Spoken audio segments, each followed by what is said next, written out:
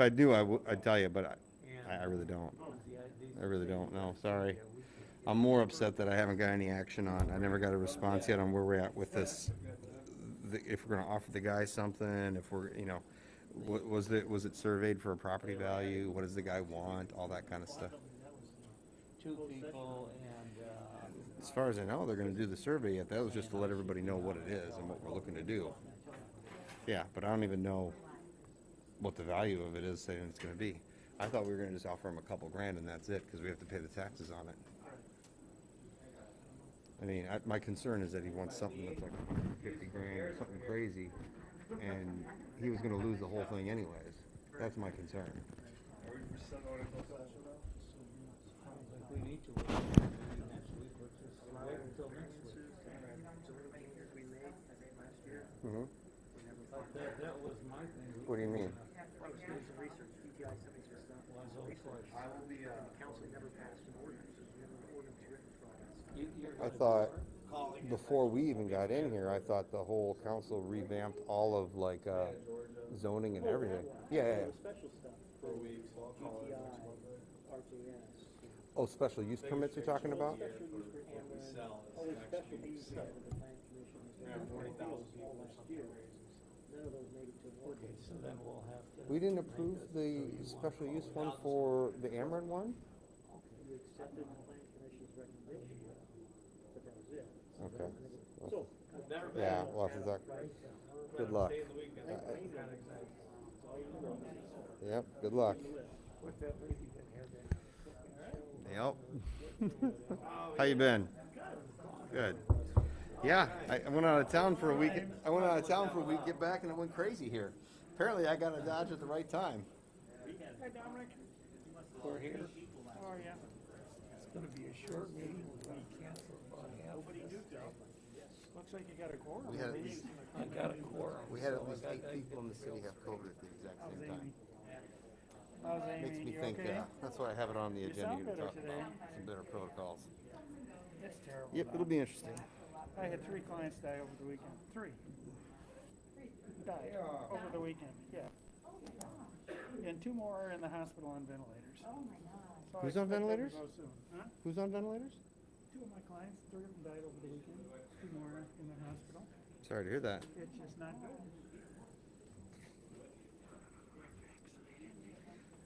I know. What are you gonna say then? But you know what? We live in Patagonia. Correct. Correct. I've said it before. This problem will solve itself in time. Either people will die, or they'll get so sick that they'll go, maybe I made the wrong decision.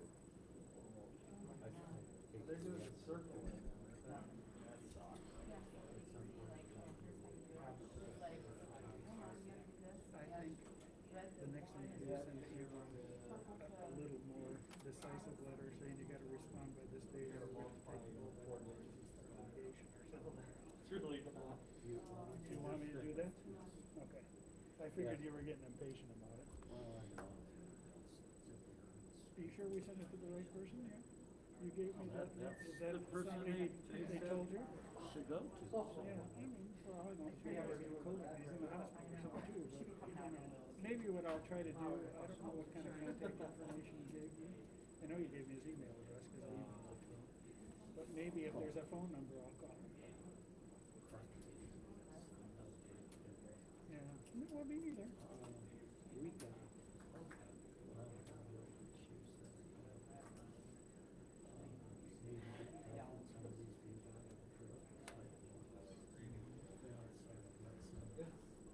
The result that one, it looks like, which I was glad to see. Because people told me he was a complete pain in the ass.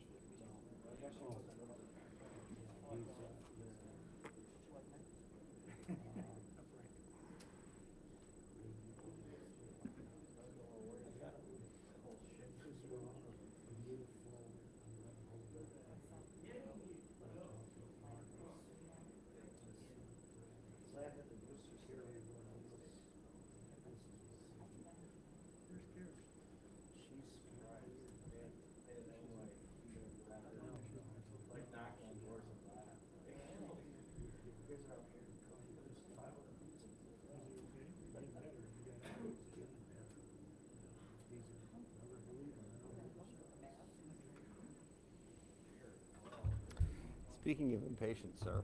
I saw your email. Is it 7? Okay. Call the Oglesby City Council meeting to order. Augubright. Here. Cullinan. Curran. Here. Mieski. Rivera.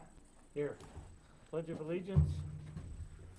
I pledge allegiance to the flag of the United States of America and to the republic for which it stands, one nation, under God, indivisible, with liberty and justice for all.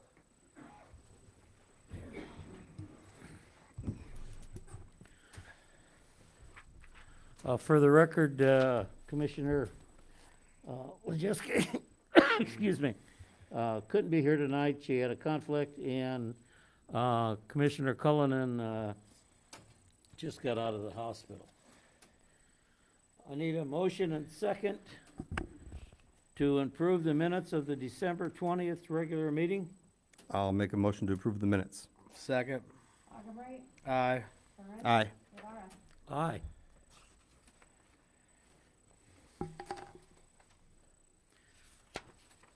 Public comments on agenda items only. Hearing none, will go on. I need a motion and second to approve the bills as presented for payment. I will make a motion to approve bills as presented for payment. Second. Augubright. Aye. Curran. Aye. Rivera. Aye. Next on the agenda is to approve ordinance 1181-011022, an ordinance amending the composition of the committee for the Oglesby Building Improvement Grant Program for the city of Oglesby, LaSalle, Illinois. And at this time, being that we've got 2 members absent, I would look for a motion to table it until the next meeting. I will make a motion to table ordinance 1181011022. Second. Augubright. Aye. Curran. Aye. Rivera. Aye. And as far as the appointment of members to the 2022 Facade Committee, I would table that until the next meeting. I will make a motion to table appointing members to the 2022 Facade Committee. Second. Augubright. Aye. Curran. Aye. Rivera. Aye. Number 9, approve resolution 011022R1, a resolution of the city of Oglesby, LaSalle County, Illinois, authorizing the mayor and clerk to execute a revised agreement by and between the city of Oglesby and local union number 51, International Brotherhood of Electrical Workers. And this all has to do with the Supreme Court decision of the Janus Award. We have to modify the agreement for that. I'll make a motion to approve resolution 011022R1. Second. Augubright. Aye. Curran. Aye. Rivera. Aye. We next is declare the week of January 23 through 29th, 2022 as the Oglesby School Choice Week.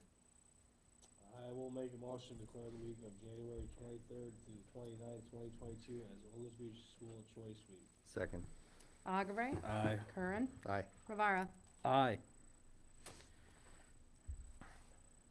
Next, the appointment members of the ambulance board. Being that we have 2 people off, I'll entertain a motion to table that until the next meeting. I will make a motion to table appointing members to the ambulance board. Second.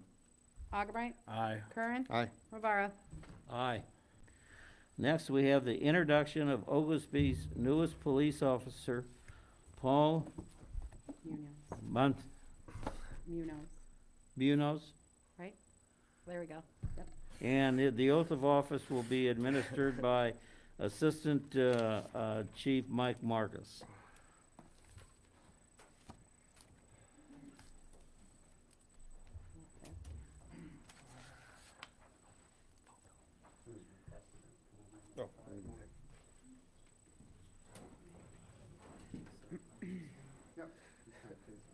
Jeez Louise, Okay, raise your right hand and everyone's repeat getting after on me. social media. I state your name. I, Paul Munoz, Having been appointed to the position of patrolman in the city of Oglesby, having been appointed to the position of patrolman in the city of Oglesby in the county of LaSalle, in the county of LaSalle on January 10th, 2022, on January 10th, 2022, do solemnly swear Good job. do solemnly swear that I will support the That's a good job. Constitution of the United States that I'll support the Constitution of the United States and the Constitution of the State of Illinois, and the Constitution of the state of Illinois, and that I will faithfully discharge the duties of patrolman and that I'll faithfully discharge the duties of patrolman to the best of my ability, so help me God. to the best of my abilities, so help me God.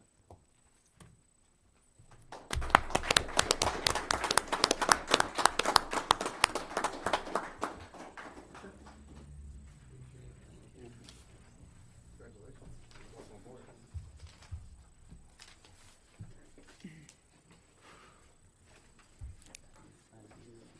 Thank you, sir.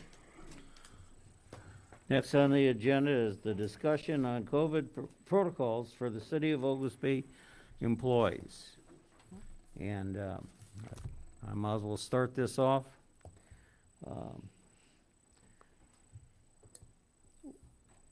I have taken a position that we want our city employees not to come to work if they're sick. We want to treat them appropriately. And we're paying them administrative leave pay while we try to wait our way through this thing. Discussion. Yes. So I know COVID protocol stuff is kind of complicated right now. CDC every week is changing kind of their guidelines. Changing.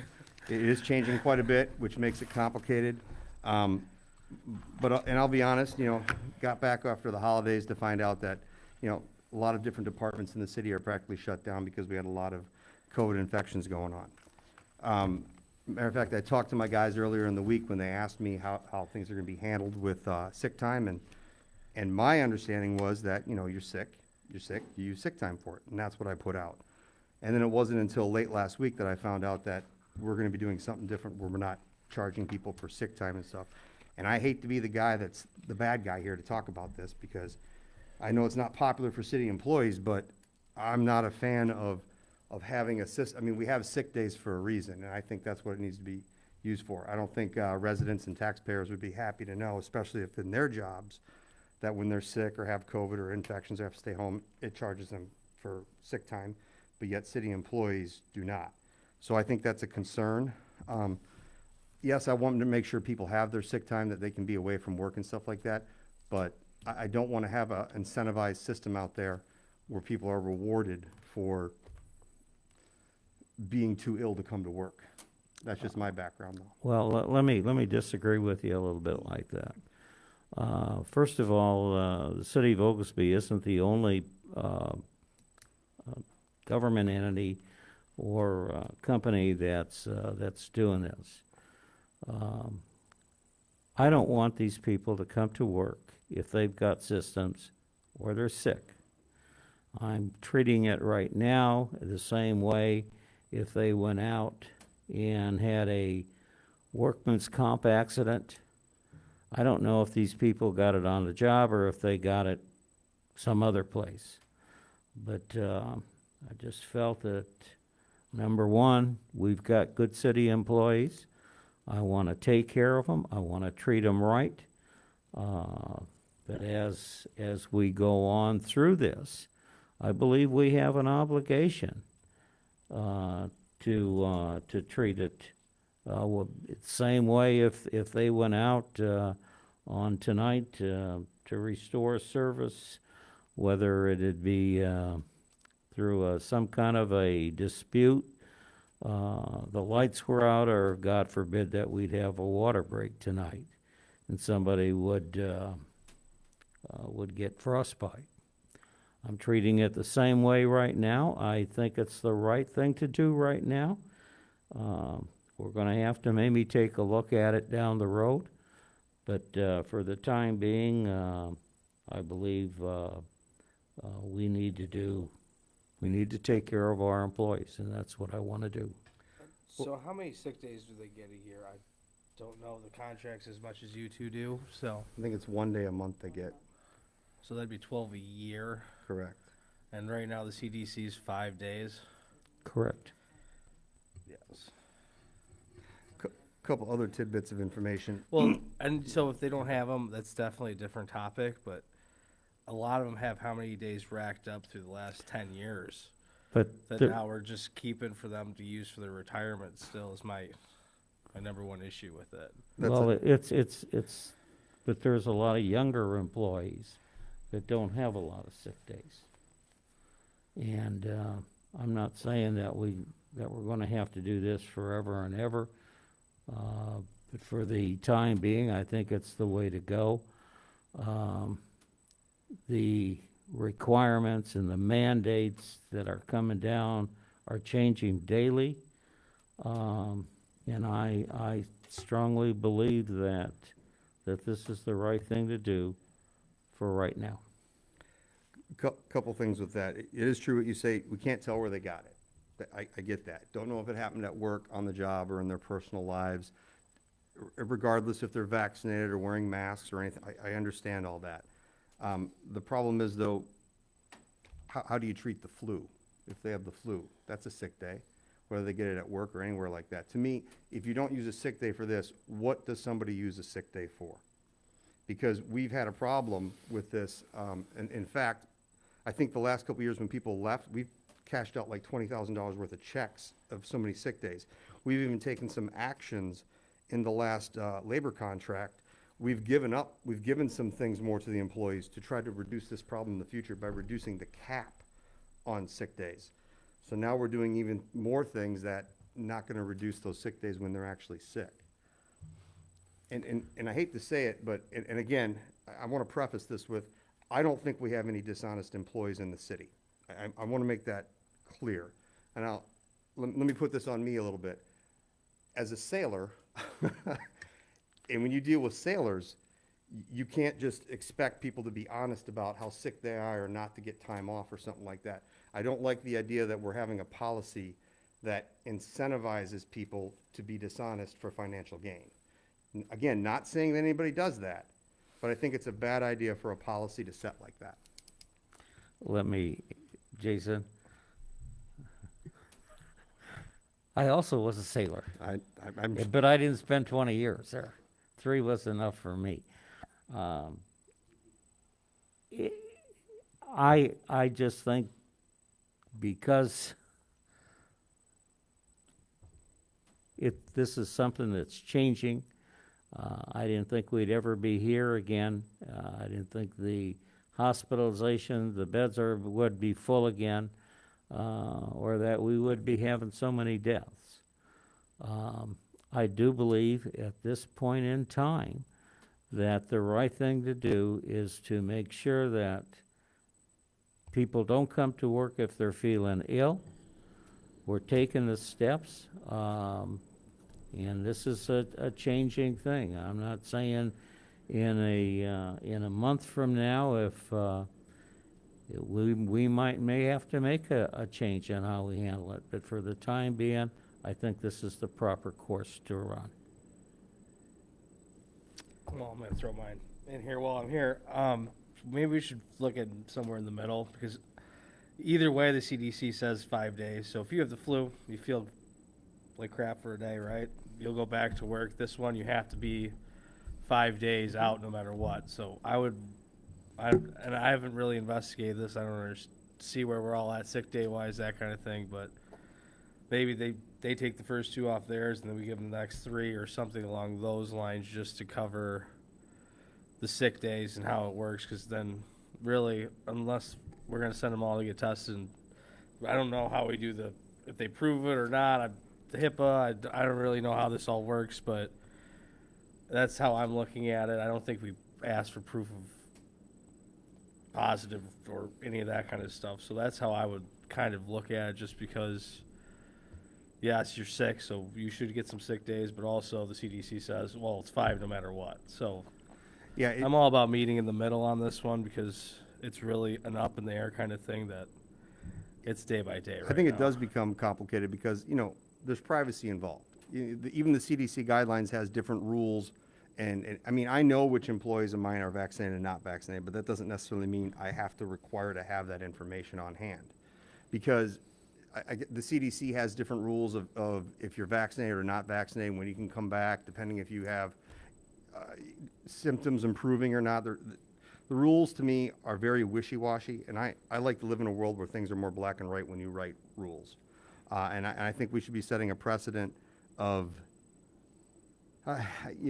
again, I'm not trying to be the bad guy here. I want people, if they're sick, I want them to be away from work so they don't affect others. I mean, we have another aspect of this is not just people inside the workplace here inside the city, but some of our workers that we have integrate with the public. You know what I mean? So we can't be affecting other people inside the public as well. I just think setting up a system, though, again, I don't have a great recommendation, but I just don't think letting people tell you, hey, I'm not feeling well, I'm feeling sick, my symptoms aren't good, and then they stay home and not be charged any kind of sick time. I don't think that's a good idea. Well, the rules, and the confusing part of this is every day they change. And let's get through this first aspect. If we have to go back and take a look at it, let's do so down the road. Well, I appreciate that we're talking about it tonight. I know a lot of the things we've kind of kicked down the road because we don't have a full board here. Some of the other ones aren't as pressing, so I appreciate that we're able to at least have the discussion because I didn't think this was something that could wait like another week even. Okay? I want to make sure that we're wearing, I know a lot of times we've been laxed on the mask thing. Obviously, when we have so many people infected at a single time, we really need to be better about making sure we're wearing masks inside public buildings, I think. That's mandated in here now. Okay, let's move on. Old business. Does anybody have anything under old business? Because I do. We seem to have a problem, and it's been going on for well over a year now, about sidewalks and fences on Sunset and Mason.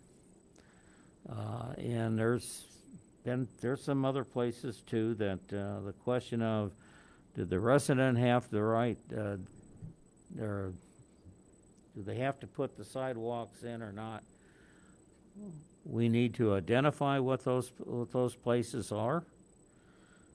Send the homeowners, or the owner a letter, give them X amount of days to come into compliance. And then if they don't, I'm sure we can ticket them or fine them or do something. But we've got a couple people that basically have said, Paxand, we're not gonna do it. And that's unacceptable. So how do we go around closing that loophole so we can get those letters out and get those citations issued if they don't wanna do it? Do we have anything new on, I know we talked about that a couple weeks ago. Right, and I don't think anybody's identified the properties in question that we want to talk about. So So- I guess I need to know what the problems are with any given fence, or what the problems are with any sidewalk. I did resolve one of the fence issues lately, as I think Amy and Dom know, and maybe you too, Jason. Saw an email on it. But if there are other ones out there that need to be addressed, I need to know what the problems are. And I need to identify the lot owners that have sidewalk issues. Are these a situation where the developer or the landowner just never put the sidewalk in? Yes. And are they, 2 years ago or 20 years ago? No, I'm not going back 20 years. I think we decided that some of the cul-de-sacs, that would be ridiculous. I think most of the cases, there's one case on Mason, there's a couple cases on Sunset, and I'm not sure where the rest of them are off the top. I think of where my we head. left it was, we discussed this, and one of the things we were gonna do is we're gonna make a change to, I believe, I don't know if it's our not building code, but whatever our code is, that talks about who has to have sidewalks or not. I think that the closed-in cul-de-sacs were gonna be removed from being, I think a requirement. We haven't done that yet. The other thing is, my guys, quite a while ago, they did go around and they identified all the areas that could be in possible question. So the thing is, if there was any houses that were built like 50 or 60 years ago, none of them had any type of requirement. The problem is, certain areas of the city had different timelines to be under requirement. And that's, I think, we left it as I think admin here was going to look at the list to determine, because there was about 20-something violations on there, but not necessarily everyone is confirmed to be in violation of that. We know most of them are, for sure. And then I think what was brought up, I think, by Colin was that there is a way that we might have that we can find them, might be the easiest way to do that. There is. Yeah, I think the easiest way is, once we confirm that they are in violation of it, that we could send some kind of letter and then fine them a period of time. And then when that fine is large enough to pay for the sidewalk, we could just possibly either contract or bid it out to get them put in and then charge Or them maybe even put a lien on the real estate, so that there's a way to get you paid eventually. at some point, yeah. Of course, this is not the time of year to be installing sidewalks or fences. Well, This is a spring thing. Well, I think that's part of the problem, is one of these came up because of that. So, my understanding, and please correct me if I'm wrong, how it works is, if somebody's trying to get their letter of occupancy and it's in the middle of winter, we issue them that, right? With the agreement that they're gonna put their sidewalk in after the fact. And at least in one case, that did not happen. They gave them the occupancy letter and they're like, yeah, we're not doing it. Well, And- I think I made a suggestion there, which is that that developer should escrow funds enough to cover the estimated cost of the sidewalk installation with the city clerk before the occupancy permit's issued, so that when the weather does permit, if they won't do it in a timely fashion, the city can go out and do it and just pay for it out of the money that's escrowed. Correct, and I think Tommy addressed this actually 6 months ago, that we have a plan in place inside the office to track Yes. that now. That But I does mean, happen. we still have this one, and then there's approximately maybe 19 others or something like that had other issues related to that. Well, the place to start is with the letter. And so how do the subdivision agreements work with all of this? So if they had a subdivision agreement before we passed whatever ordinance saying they have to have sidewalks, which one do we go with? Well, your ordinance takes effect, I think. You know, anything the subdivision agreements can do cannot deprive you of the rights to enforce your ordinance. Okay. So, you know, I get that the chicken may have came before the egg, but, you know, once the egg falls, they have to follow the rules. Okay. So if those houses were built after that ordinance was passed, you know, whether the subdivision covenants say something else or not, makes no difference. Okay. Also, I should note, there are a few of these, throw another wrench in the thing. We did put in for that Safe Route to School program to get sidewalks. Now, that is not the vast majority of them, but there are a few of those that are included, that if we got this grant approved, that would already cover that, though. Then they'd have to go with them. Correct. Well, then we'd have funding for that and everything, though. So, if somebody Okay. wants to get me the I- addresses, You'll get, I'll be glad to start sending letters, but I realistically think this is not gonna be something that we can demand they do until probably April or May first, because of the weather. well, we can get started and lay all the groundwork. If they don't have it by April 1st, then we can proceed. What's the situation with the fences now? The fence is basically on Sunset, and if we have to have our engineers go out and survey, apparently we have a residence that has erected a fence on city right away. So I said that right, James? So, first of all, we have to determine by surveying it that we are correct. And then that would be the same thing with the It would be site. nice, Jim, to have a plat, so I could include it with a letter to prove to them that this is the problem. You did a plat with the last one that was solved, and that solved the problem, you know. We have the evidence we need to make the request then.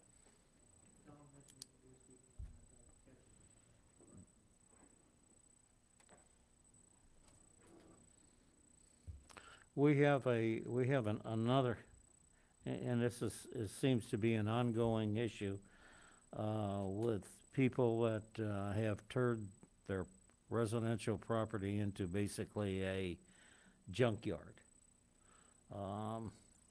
This last complaint, or the latest one I got today, and it gets frustrating, this is a rental property.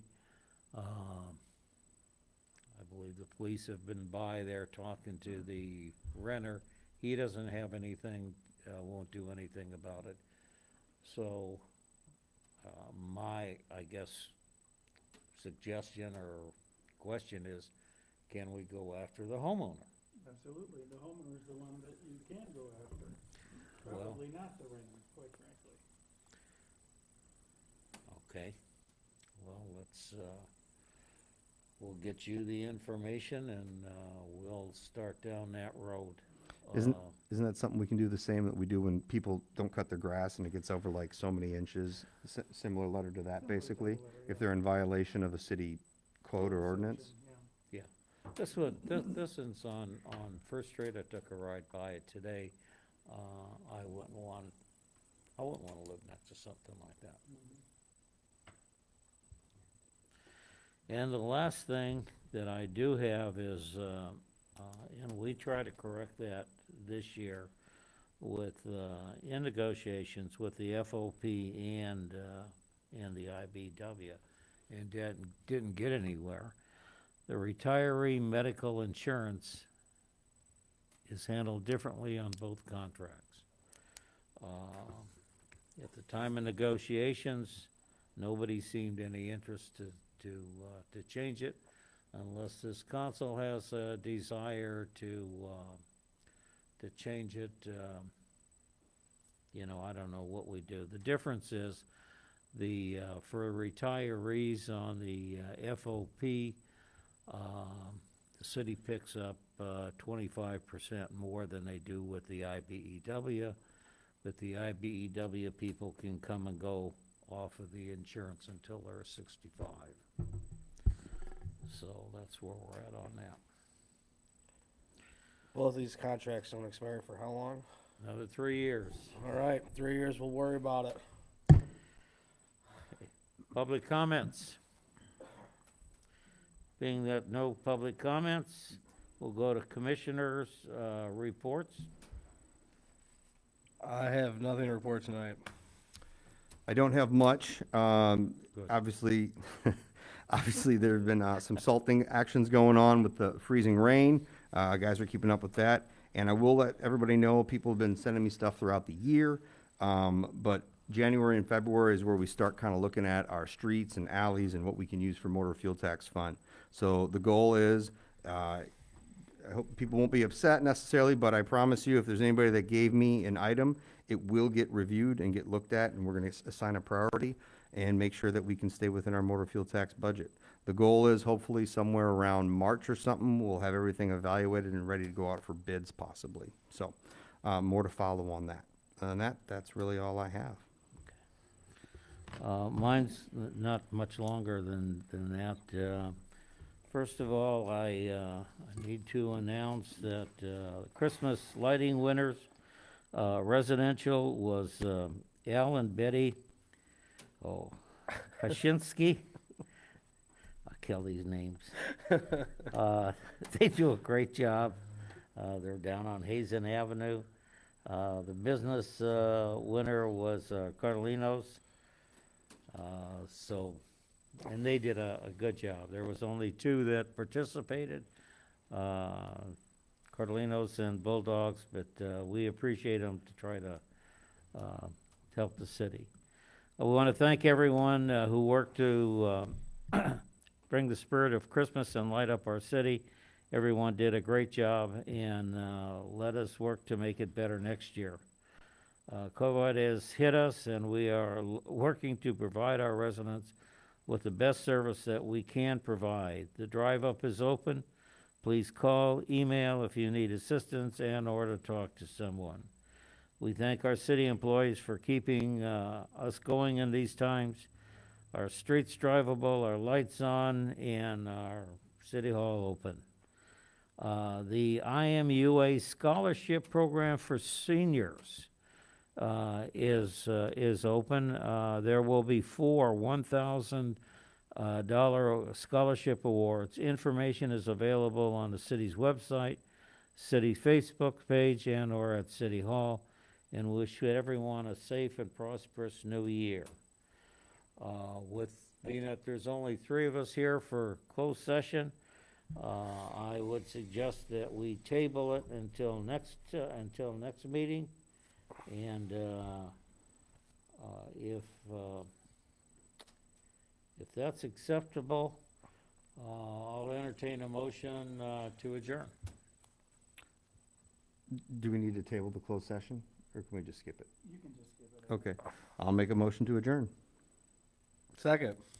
Augubright, Aye. Warren, Aye. yes, Well, no one here. or, I'm sorry, Rivera. Aye. Sorry, going down my list. Jason, hang on 1 second, I gotta grab Jim. You bet.